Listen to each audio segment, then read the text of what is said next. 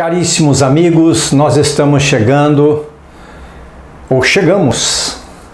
à quarta parte e última da nossa conversa sobre o nascimento do incomparável Jesus. É uma história, como nós dissemos inicialmente, é uma história de amor. É uma história que nos traz muita alegria de poder aqui compartilhar com vocês. Também uma história que remete o nosso coração nesses dias de dificuldades em todo o planeta a boas lembranças e a uma esperança. Uma esperança de que Ele, o Mestre, nos disse que estaria sempre conosco, que onde estivéssemos dois ou mais reunidos em seu nome, Ele ali estaria. E é exatamente neste ponto que nós devemos nos concentrar com muita vontade e muita esperança. Por quê? Porque muitos estão perdendo a esperança. Muitos irmãos estão tirando a própria vida por não terem mais um significado para esta vida. Outros vão perdendo aquele sabor da vida, aquela vontade de fazer as coisas que se fazia antes. O medo toma conta das pessoas. Mas que medo é este? O medo de deixar o planeta, o medo de ficar doente, não é? Vários. Mas neste momento, o que nós precisamos mais é buscar este Jesus, que falamos apenas um pouquinho dele, que falamos um pouco do seu nascimento, mas é uma história que não tem precedentes no mundo. Jesus, após o nascimento, tem a sua vida de criança, tem a sua vida de jovem, ajudando os pais, organizando com a espiritualidade, ligando com a espiritualidade todos os pontos necessários para que a sua missão fosse bem-sucedida, como foi, e ajudando a todos os outros espíritos que vagavam, esta é a palavra mesmo, né? Vagavam pelo planeta. Ele tinha um grande número de ajudantes espirituais, espíritos de um potencial que nós nem conseguimos imaginar. Estavam ali para ajudá-lo na encarnação, para dar todo o apoio. E esses mesmos espíritos, essa legião de espíritos que veio dar suporte para Jesus, dar esse suporte necessário que nós estamos aqui colocando, eles ajudaram também e muito a todas as pessoas, a todos os sofredores daquela época. Como estamos sendo ajudados do mesmo jeito. Essa história que começou lá nos primórdios, não é? Há mais de 2000 anos atrás, ela ainda não chegou no seu final. Eu diria que nós estamos um pouco além do começo, que nós ainda temos muito tempo. Vamos necessitar de muitos trabalhadores, de muitos colaboradores nesta causa. Para quê? Para que se espalhe este sentimento de espiritualismo, de espiritualidade em todas as convicções. Não somente na doutrina espírita, mas em todas as convicções. O mundo necessita ficar espiritualizado. As pessoas que vão habitar um mundo de regeneração precisam estar aptas espiritualmente para habitarem essas novas situações especiais de um mundo mais feliz. E para você habitar um local onde exista mais felicidade, você tem que estar conectado com essa felicidade. E para isso, precisa de um desenvolvimento espiritual que estamos aqui tentando fazer, reformar uma vida de muitas encarnações que nós não conseguimos completar com sucesso. Mas o Mestre Inovidável deixou um legado que nós continuaremos a conversar, a fazer outros vídeos, para que possamos também com os nossos vídeos relembrar aqueles que já conhecem, ou contar uma história espiritual para aqueles que não conhecem. Nesta parte 4 de Incomparável Jesus, José havia dormido na caverna. Quando ele acordou sem que ninguém o chamasse, Maria já havia se tornado mãe. Poderíamos dizer que ele tomou um passe, não é? Espiritual, tomou um passe para adormecer? Pode ser. Pode ser que todo esse processo Maria necessitasse tê-lo, Jesus, não é? Nos seus próprios braços, com os seus próprios meios, com as suas próprias condições e opções, enquanto ele, José, estava adormecido. E ela, com o filho amado, repousando tranquilamente nos braços, eles eram aquecidos por aqueles animais que estavam na estrebaria. Existe uma aproximação desses animais, eles vão se aproximando, cadenciando os seus passos até chegarem a um determinado ponto, onde formaram um semicírculo e com o calor, não é, da sua respiração e do corpo, eles aqueciam então aquele menino Jesus que estava ali. Com um berço, uma pequena manjedoura, por berço uma pequena manjedoura, um pano simples e palha encontrada ali na gruta que havia sido então ajeitada para que se colocasse o menino. José, ajoelhado, beijava as mãos de Maria, feliz, enternecido, e perguntava a ela: Senhora, este é o nosso filho? E ela responde: Este é o filho amado do nosso Pai, que nos escolheu para protegê-lo. Imaginem esta cena, numa gruta, numa caverna, tendo por testemunha animais, formando um semicírculo, emanando o calor dos seus corpos para aquele que era o Senhor desta terra. É incomparável essa história. Perto dali, pastores guardavam os rebanhos também, porque passavam alguns deles abrigados, né, às noites com os seus rebanhos. Mas eles tinham tido visões de que nascera naquela caverna o Messias há tanto tempo esperado por todos. Miqueias tinha profetizado o nascimento de Jesus em Belém entre 750 a 680 anos antes do nascimento do Cristo. E convém lembrar mais uma vez que todas aquelas pessoas tinham o costume de ler as Escrituras. Era um povo, os judeus eram atentos às suas Escrituras, à Torá, não é?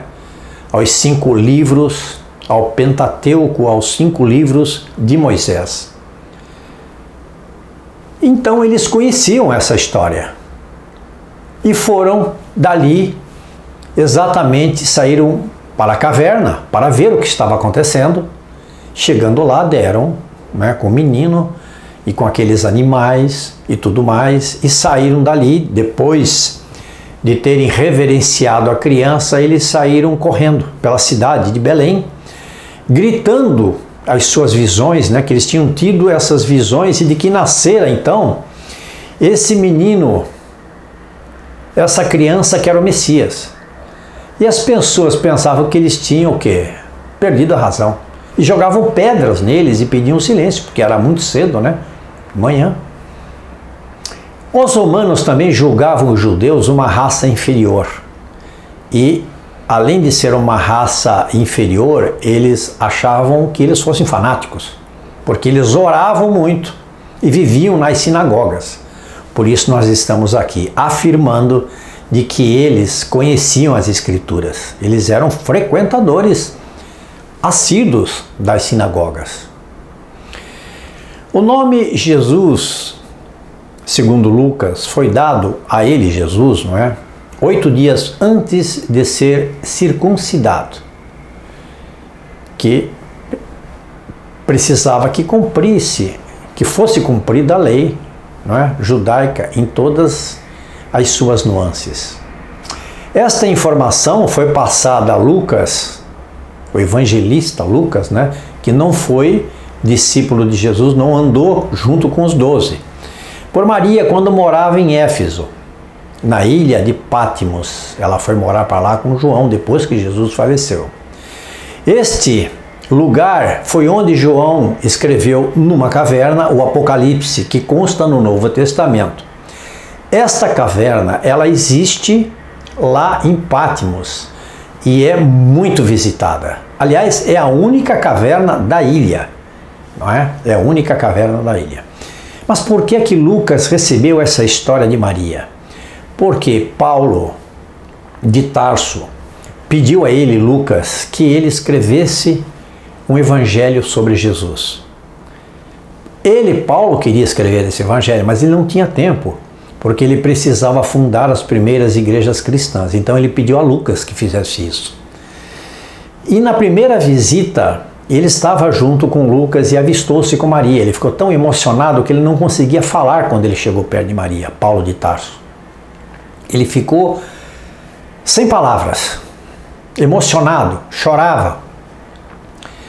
E disse a Maria que ele voltaria para ter mais conhecimento e poder então escrever este evangelho, mais um evangelho, não é, a respeito de Jesus. Mas ele não voltou mais. A partir daí, ele fez uma peregrinação para fundar as igrejas até chegar novamente a Roma, onde foi morto pelos romanos, que achavam que ele tinha cometido, não é, o pior dos pecados. Lucas, quando avistou-se com ele no local, na cela dele, percebeu uma imensa tristeza em Paulo, uma solidão. Já no final da vida, ele estava preso, esperando para ser morto, não é? Porque ele tinha muita vontade de continuar ainda a trabalhar mais em nome de Jesus e também tinha vontade de escrever este evangelho. Então ele diz para Lucas que não esquecesse de escrever o evangelho, que na realidade Lucas não falou, mas já estava escrito. É interessante quando nós começamos a detalhar a história do Cristo, porque aparentemente, para aqueles que não, diríamos assim, não têm esse contato, não é, com a história de Jesus, veem tudo isso de uma maneira linear. Alguns esquecem de Jesus, muitos não oram mais para ele, muitos não lembram de tudo aquilo que Jesus passou, dessas épocas em que o cristianismo estava nascendo, não é? Que o cristianismo era nascente não só em palavras, nos evangelhos, mas também no coração de todos aqueles cristãos que deram a vida para que isto acontecesse.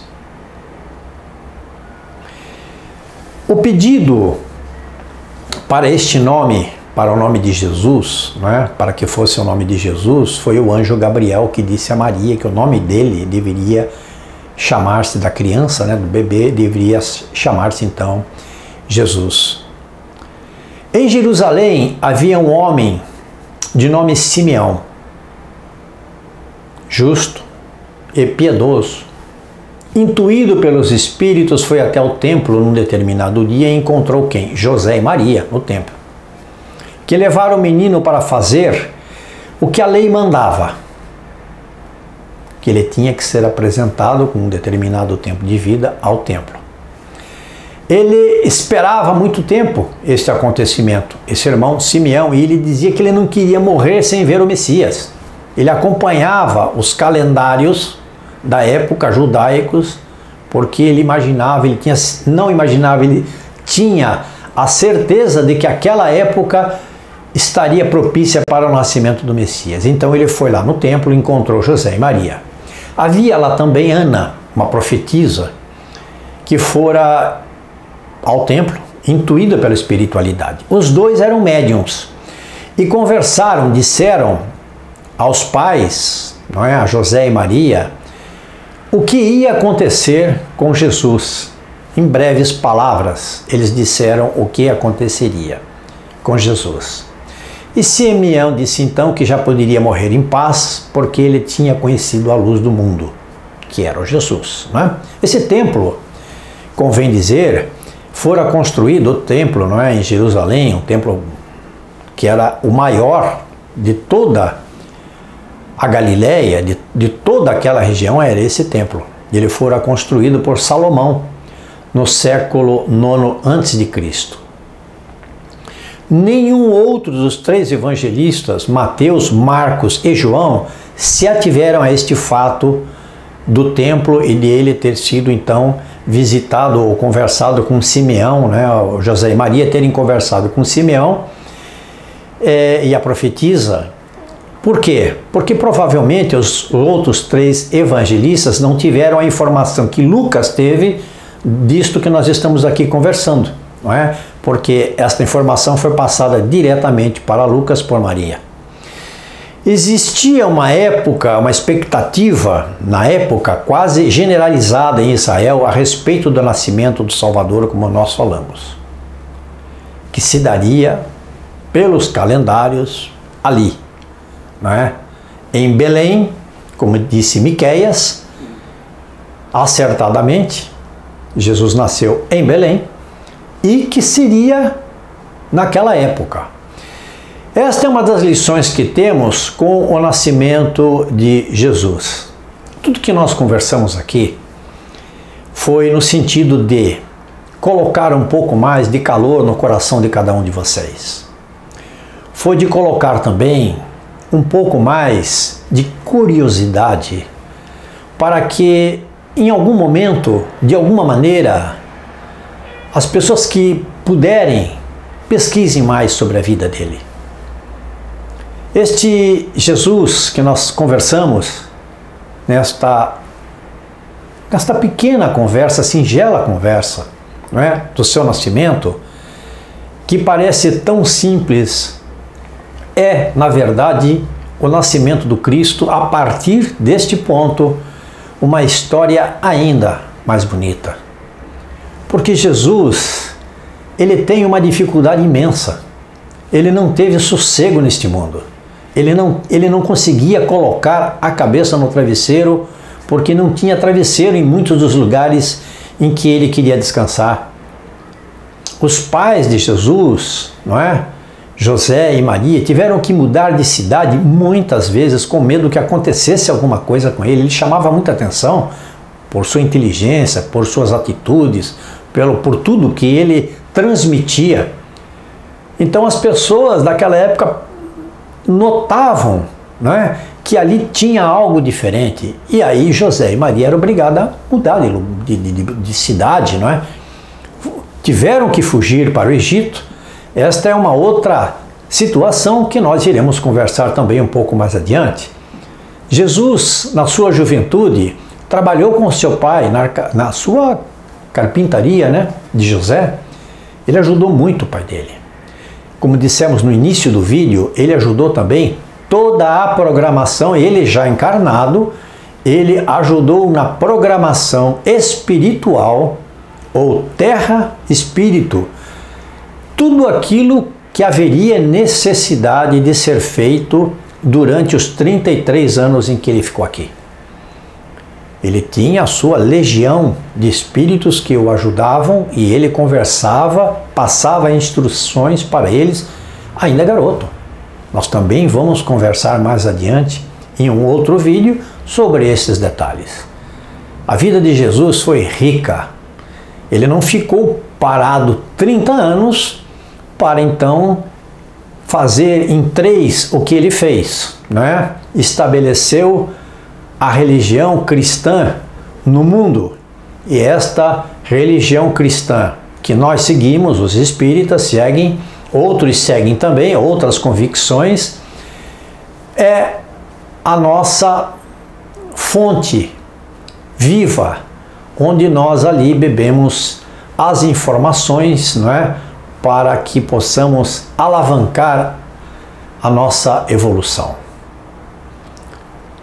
Queridos irmãos, não vamos buscar na riqueza o que a riqueza não pode nos entregar. Jesus, desde o início, mostrou essa simplicidade. Mostrou que o que é simples é o correto. Que é na simplicidade, que é na humildade, na perseverança, na caridade, na resiliência, que o espírito ganha força. Não busquemos realizar dentro da riqueza aquilo que a riqueza não poderá jamais nos fornecer, nos entregar. Esperamos que todos tenham compreendido um pouco daquilo que nós conversamos, ou que tenham compreendido tudo, não é? Voltaremos com outros vídeos, com outros detalhes.